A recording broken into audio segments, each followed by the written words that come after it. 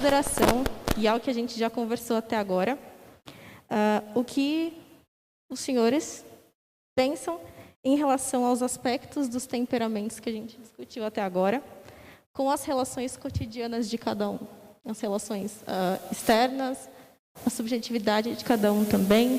Se há algum aspecto, como que vocês relacionam esses aspectos?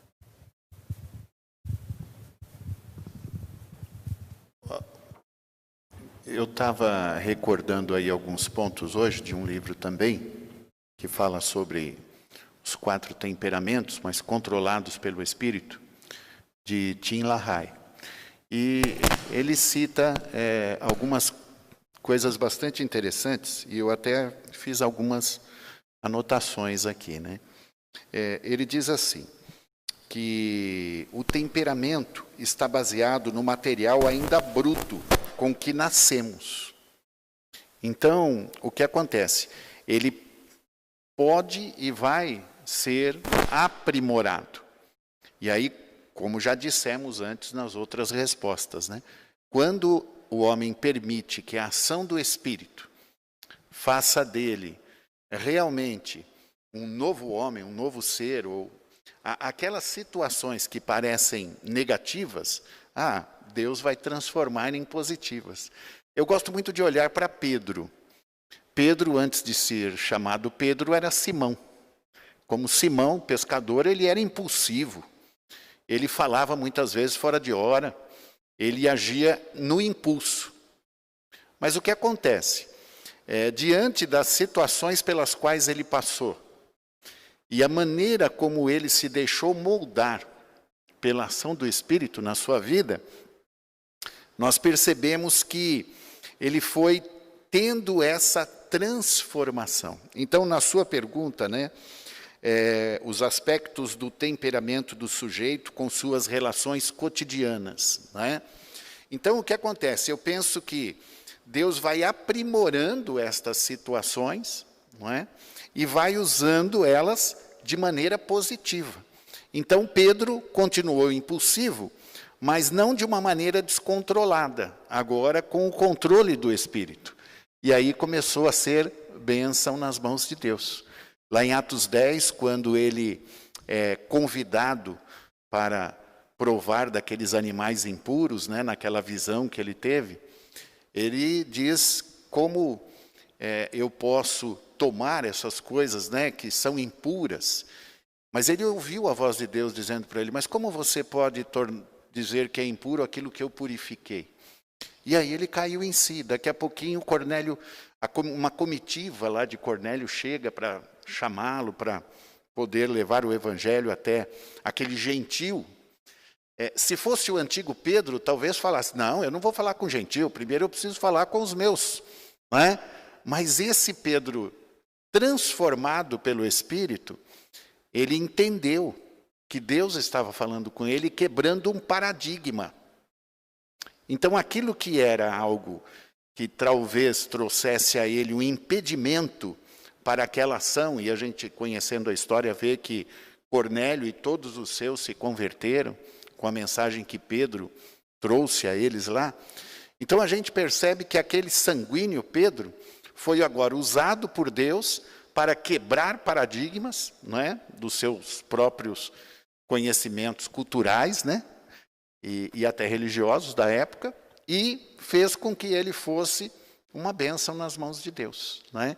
Então, penso que as questões cotidianas, elas vêm a ser usadas de maneira positiva, quando há essa ação, né, de transformação no homem, moldando, né, esse temperamento, essas características que talvez fossem tão negativas, agora usadas de uma maneira bem positiva, né? Então, vale a pena deixar o Espírito agir, né? Amém. É muito interessante pensar nesses temperamentos em relação ao nosso cotidiano, porque a gente, na igreja, aqui na igreja, no trabalho, nós somos, vamos dizer assim, entre aspas, direcionados pelos nossos papéis. que nós estamos desempenhando. Então, aqui agora eu sou um pastor que estou falando com a Bíblia, todo mundo, a gente teve um início, vai ter um fim, tudo. E aqui eu posso me esconder dentro desse papel que eu sou aqui. O que eu estou querendo dizer? Quando a gente está no cotidiano, no nosso, vamos dizer, usar a palavra confronto, nosso confronto diário, então eu estou me relacionando como eu sou puramente. Então eu estou ali com a minha esposa, com a minha filha, de repente vai ter um parente, vai ter um parente mais próximo, minha mãe, meu pai, e aí, ali são pessoas que me conhecem no meu estado mais puro. A questão, pelo que eu entendi da pergunta, é como que a gente vai ser direcionado com o nosso temperamento quando a gente está nessa relação cotidiana, sem nenhum tipo de amarra social que está me protegendo de eu não estourar, por exemplo. Então, se eu sou uma pessoa colérica e eu tenho um temperamento mais explosivo no sentido da ira, né, da questão que pode virar uma raiva, um ódio, como o próprio apóstolo Paulo fala, para irar, mas não pecar, para não deixar o sol... E quando eu estiver numa situação assim, se o meu temperamento me conduz a isso, como é que eu vou ser direcionado a agir nessa situação cotidiana? Quando ninguém está vendo, entendeu? Quando todo mundo está vendo, é mais fácil a gente se proteger.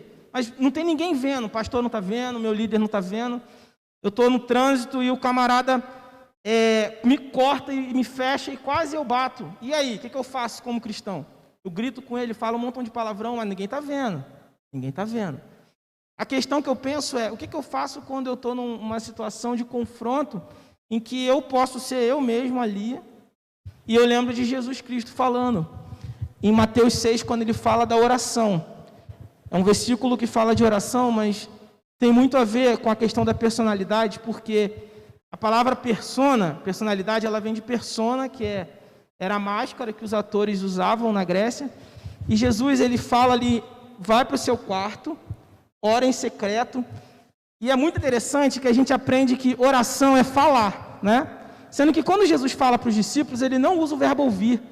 Ele fala, vai para o teu quarto, ora em secreto, que o Deus que te vê. Ele não fala ouve.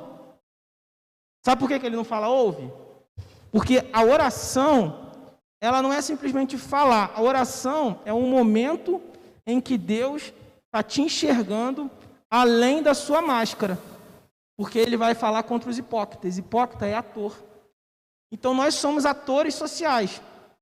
Uma hora você é pai, outra hora você é pastor, outra hora você é o funcionário da sua empresa. Mas no momento que você é só você, é quando você está sozinho no secreto. E aí, como é que o seu relacionamento, o seu temperamento vai te direcionar a agir nessa relação cotidiana?